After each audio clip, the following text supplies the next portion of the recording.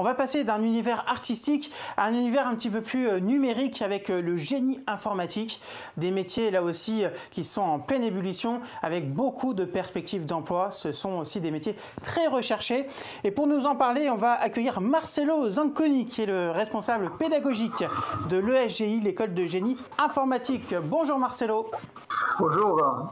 Alors tout d'abord, est-ce que vous pouvez nous présenter l'ESGI en quelques mots ? Bon alors, donc l'ESGI, c'est l'implantation à Grenoble d'une école informatique à Paris qui existe depuis une bonne quinzaine d'années. Et ce qui n'empêche pas à nous d'avoir notre propre tradition, parce que nous aussi, on était une école en informatique depuis les années 95, d'accord. Donc c'est une suite assez logique, et l'influence donc des pôles parisiens va nous apporter du bien. Voilà. Est-ce que vous pouvez nous présenter un peu plus concrètement les formations en informatique que vous proposez au sein de l'école ? Alors, donc, actuellement, nous proposons deux formations, donc à partir du bac. Et 3 ans de formation, c'est le niveau bachelor sur 3 années, B1, B2, B3, d'accord, et avec une orientation qui va se développer en 3e année. Et on propose conséquemment une entrée à partir de 2 ans en informatique, directement en 3e année, pour tous les élèves qui ont déjà fait une formation sur type licence ou type BTS ou DUT dans notre établissement ou dans d'autres établissements. Voilà. Quelles sont les disciplines que vos étudiants sont amenés à étudier dans le cadre de ces formations ? Donc actuellement, nous proposons 3 disciplines pour la rentrée 2020-2021 avec quelques nouvelles possibilités en 2021. Et donc, pour l'instant, on propose les spécialités architecture logicielle, d'accord. C'est tout l'univers de développement, d'accord, avec une spécialisation dans l'ingénierie du web, d'accord. C'est la 2e spécialité. Et la 3e spécialité, c'est celle qui est dédiée à la partie sécurité informatique. Voilà.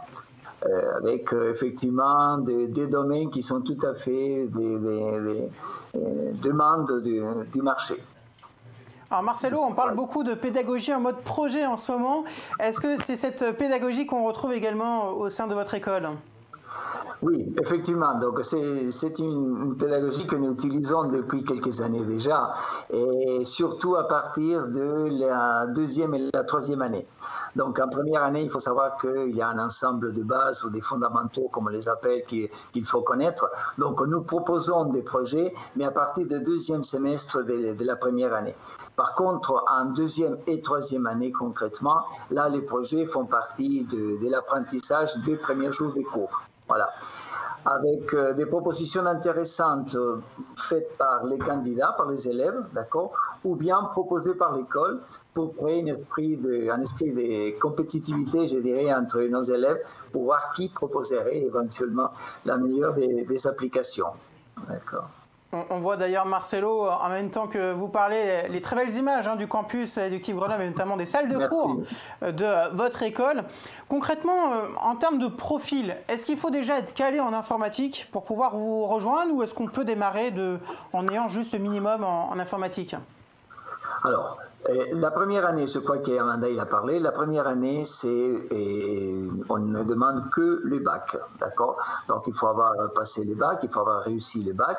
Éventuellement, si les candidats a eu dans l'école secondaire des enseignements en informatique, en algorithmique, évidemment, ça sera bienvenu. Là, on ne peut pas les nier. Mais pour l'instant, en France, il n'y a pas un bac spécialisé en informatique.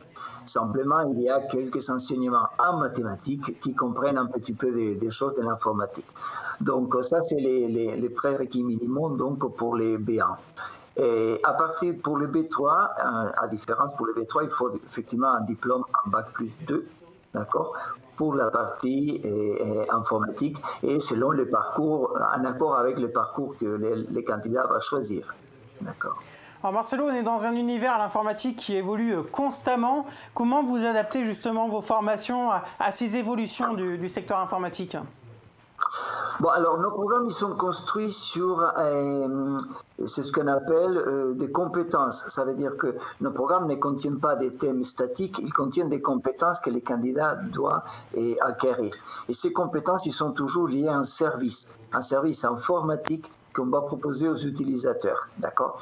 Et justement, grâce à la veille technologique de l'école, grâce à la veille de nos enseignants, d'accord, et grâce aux tuteurs qui constamment donc nous amènent des nouveautés, on modifie nos programmes et concrètement en adaptant toujours les compétences demandées par les marchés, d'accord? Alors Marcelo, à côté justement de ces cours, il y a également un lien fort avec les entreprises.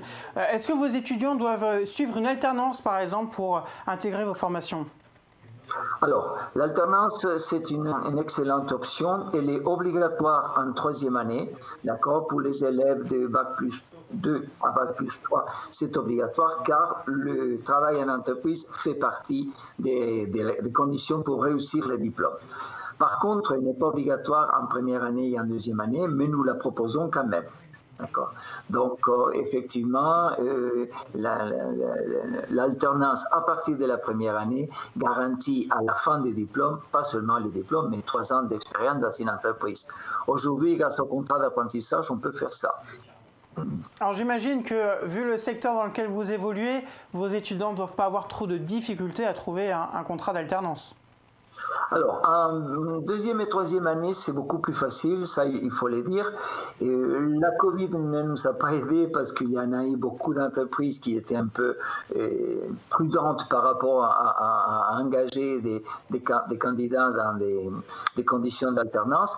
Mais nous voyons que la situation améliore lentement. Donc, effectivement, nous n'avons pas de soucis pour ces critères d'alternance. Surtout, j'insiste, à partir de deuxième année. Alors, on est dans un secteur où il y a des besoins de recrutement très importants de la part des entreprises. Concrètement, quels sont les débouchés, quels sont les métiers auxquels préparent vos formations ? Alors, ils sont en lien un peu avec nos spécialités. Donc, d'un côté, on a un axe développeur, d'accord. C'est typiquement ceux qui sont derrière l'ordinateur en train de programmer, de vous proposer de nouvelles applications pour un ordinateur, pour votre portable ou des applications d'entreprise.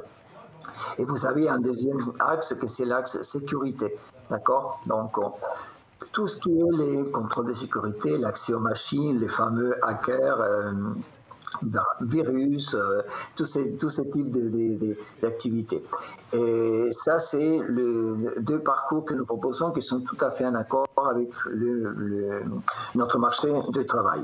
Et on l'a spécialisé encore un peu avec la partie ingénierie du web, parce que nous voyons que beaucoup d'entreprises, pas forcément d'entreprises en informatique, justement, ils ont besoin aujourd'hui plus que jamais de la création de leur site internet, de la façon de percuter un marché qui n'est pas aussi visible que les marchés avant, des clients qui rentrent dans les magasins, mais aujourd'hui, donc il faut chercher un peu. Il a besoin d'une certaine culture. C'est pas tout le monde qui a l'habitude de faire un click and collect. Donc c'est pour cette raison-là qu'on a spécialisé un peu la partie développement dans tout ce qui concerne la partie de la web, d'accord. Avec un axe pas seulement dans le développement, mais aussi dans la conception graphique et dans les percées dans le marketing. Et enfin, Marcelo, en quelques mots, est-ce que vous pouvez nous dire quelles sont un petit peu les principales raisons pour vous rejoindre au sein de l'ESGI ? Bon, alors, la première raison, c'est que nous avons entre nous, ancienne école et la nouvelle école qui nous intégrons aujourd'hui, plus de 20 ans d'expérience. Donc ça c'est quelque chose à ne pas oublier. Et nous sommes très, très attentifs et nous communiquons beaucoup avec nos étudiants, d'accord. Et nous voulons qu'ils se sentent bien, nous voulons les aider dans tout ce qui est le parcours de l'alternance. Nous faisons un suivi très rapproché en entreprise en accord avec les projets et la formation, d'accord. Justement, la semaine prochaine, on commence donc nos visites en entreprise de nos alternants actuels, d'accord. Et nous écoutons beaucoup les marchés, d'accord, sur les propositions qu'ils nous font et sur les demandes du marché. Nous anticipons un peu avec la veille technologique, d'accord. Et à l'égal que tous mes collègues, tous les diplômes, ils sont reconnus par l'État. D'accord. Ils sont donc des diplômes reconnus par l'État et automatiquement reconnus aussi en Europe depuis un certain moment. D'accord. Et nous proposons un ensemble d'activités annexes comme des conférences, des workshops et des travaux qu'on fait de façon transversale avec différentes d'autres formations de notre établissement. Donc, je crois qu'il y en a l'étudiant est au centre de notre formation et ce n'est pas nous en tant que formateurs le centre de la formation. Effectivement, l'étudiant au cœur de la formation, c'est sur ces beaux mots qu'on va se laisser. Merci beaucoup Marcelo Zanconi, responsable pédagogique de l'ESGI, École de génie informatique, donc au sein du campus Eductive Grenoble.